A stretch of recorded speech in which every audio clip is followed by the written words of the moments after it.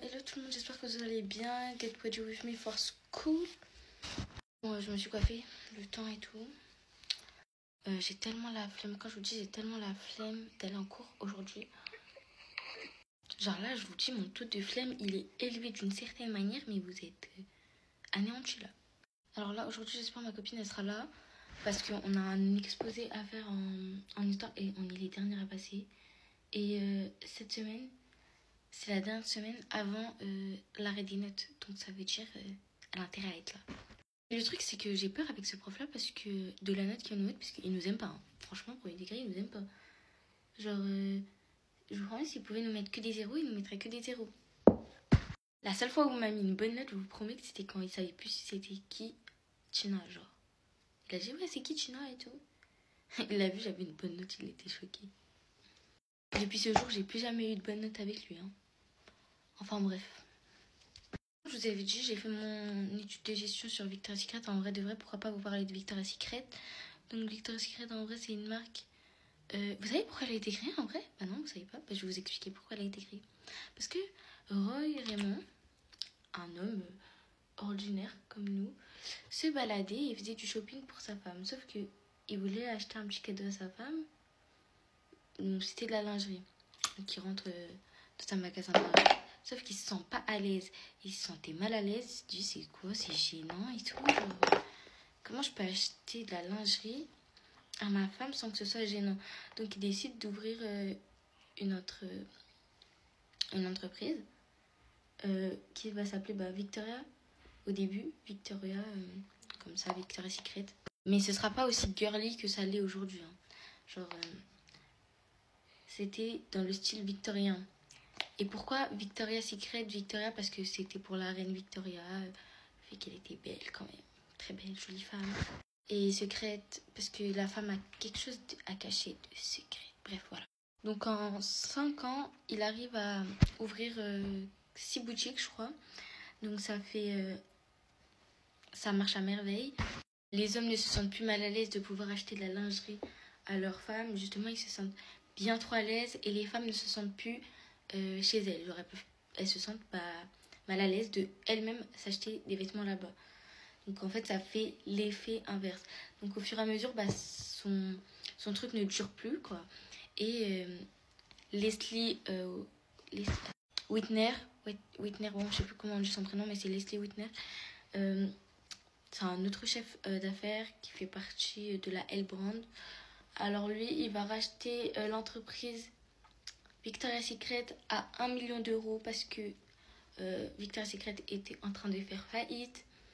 Et c'est lui qui a un peu donné cette image glamour maintenant, très très glamour de Victoria's Secret.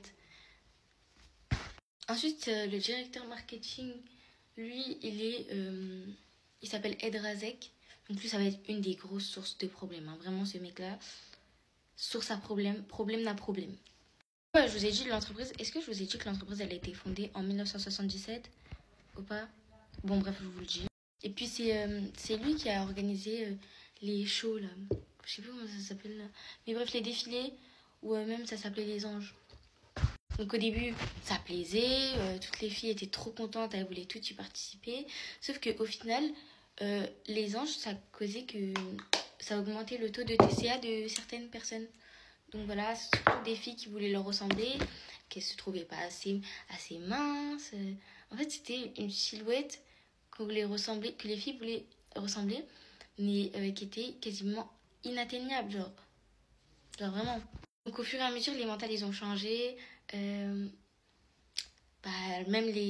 les égéries ont commencé à se rebeller, ont commencé à dire non, stop, genre dites-vous, elles n'avaient même pas le droit avant de défiler, 12 heures avant de défiler, elles n'avaient pas le droit de manger, ni de boire, ni de manger. Elles devaient avoir un ventre plat, être parfaite en fait aux yeux de tous, mais c'est pas comme ça la vie. Et aussi, ça a fait un gros scandale parce que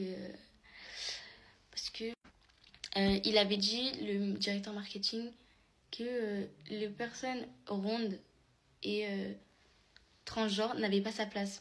Donc déjà là, ça a fait un gros scandale pour homophobie et grossophobie. Ce mec n'est pas arrivé à là. Ah non. Ah bah non.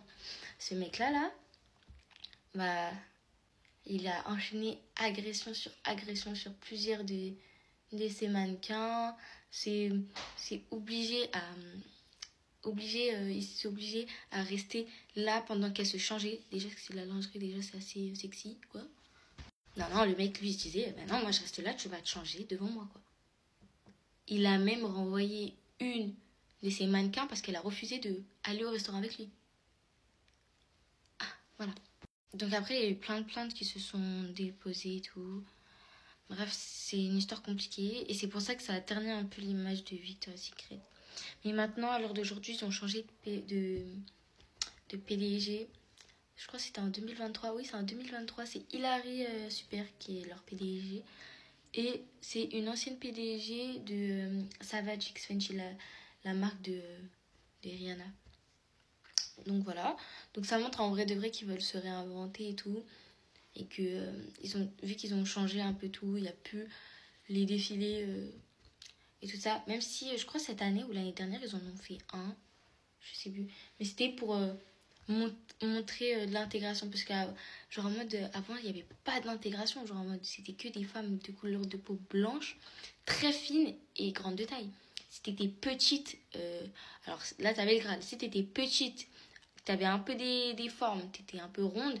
Et qu'en plus de ça, t'étais de couleur, mais ma chérie, t'étais pas sélectionnée, hein. T'étais pas sélectionnée du tout. Bref, du coup, ils se sont quand même réinventés. Enfin, ils essayent quand même de se réinventer un maximum. Donc là, pour leur dernier défilé qu'ils ont fait, ils ont invité des anciennes anges. Ils ont pris aussi plein de personnes. Genre, il y a Chila, il y avait qui avait défilé. Bref, il y avait tout plein de personnes, tout plein de couleurs, comme vous voulez. Enfin, bref. Bien évidemment, ce que je dis, c'est pas forcément parfait. Il y a peut-être sûrement des petites fautes dans ce que je dis, mais là, je vous ai fait, en grosso modo, mon exposé, ce que j'ai dit un peu à l'oral. Et aussi, bon, bah, je vous ai pas fait la grille de caractérisation et je vous ai pas fait le SWOT, parce que, vas-y, je pense que ça vous s'en foutez un peu.